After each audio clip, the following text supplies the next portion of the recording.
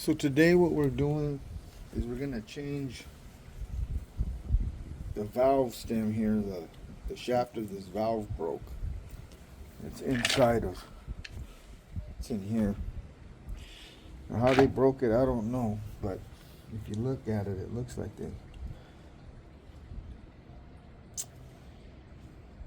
tweaked it up pretty good. So anyway, the way that this is this is normally on here. So you undo this, which doesn't attach now because that's busted. You take the handle off, set it to the side, and then you unscrew the 8 screws. I'm sorry. Just gonna set them to the side, and then typically what I do, I just gotta do that, pry it up a little bit.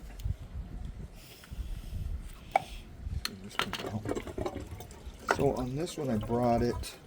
It says Div 20 on here. Compool was purchased by Pentair. Div 20, same thing. Div 20, same size. Everything's the same. So what I'm gonna do is I'm just gonna pull this out.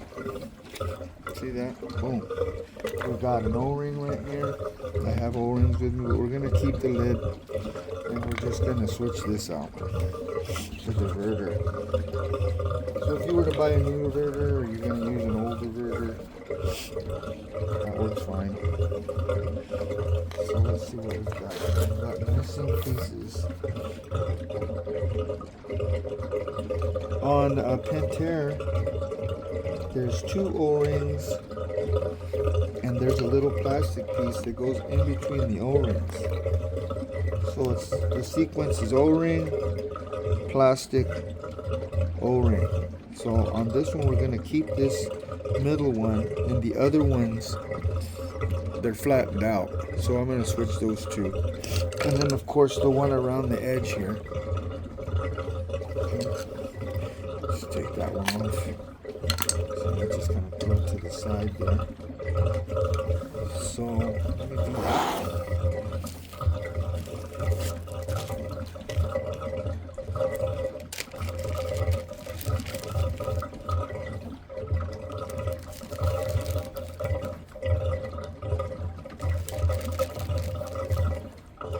So 2 new rings. So we're going to go ahead and I'm going to lube this up just to make it easier for the O-rings to slide on. See that? O-ring 1. Plastic piece.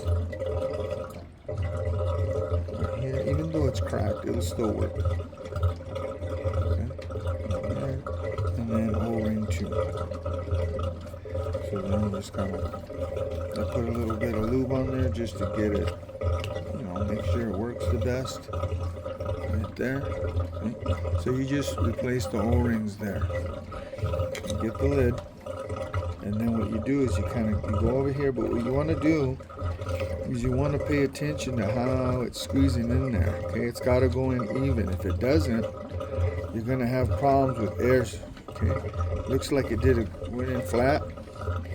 The way you can tell is that there's no gap in between the lid and the diverter. See? Usually there'll be a gap, or you'll see it'll pop back out because it'll have pinched the O-ring right there. So anyway, this one came out really good. So we're just gonna put this O-ring right around the edge here and do the same thing. We're gonna lube it up. Okay. Just put a little dab will do ya. Then you just kind of do this. That gurgling is the water going back into the pool. Air getting into the system. So now we have a diverter that's doing the job here. So we're going to go ahead and put this back in here. This knot right here, this block, goes towards, see how this is in a T? It goes to the bottom part of the T. Like this, see that? And then you just wiggle it in. There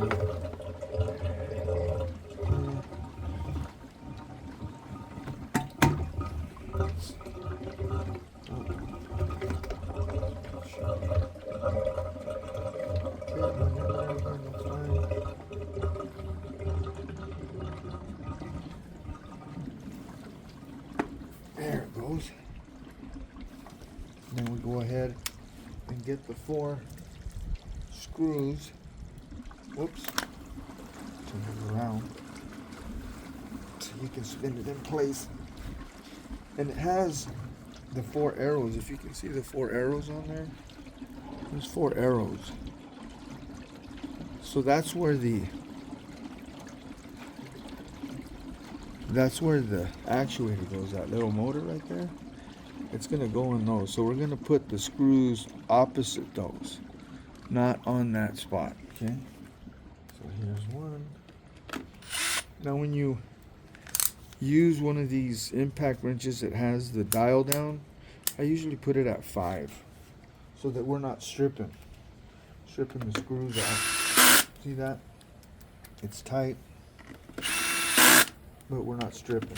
If we go too hard, it could potentially strip the hole, and then you're in trouble. So we did that. We put the new door in there.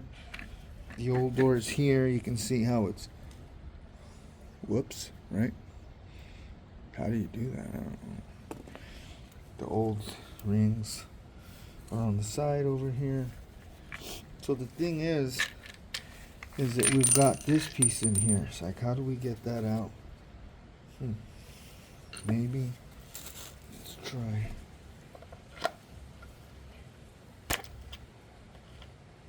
Let's see. Well, maybe we can screw this in there. Pull it out. What I gotta do,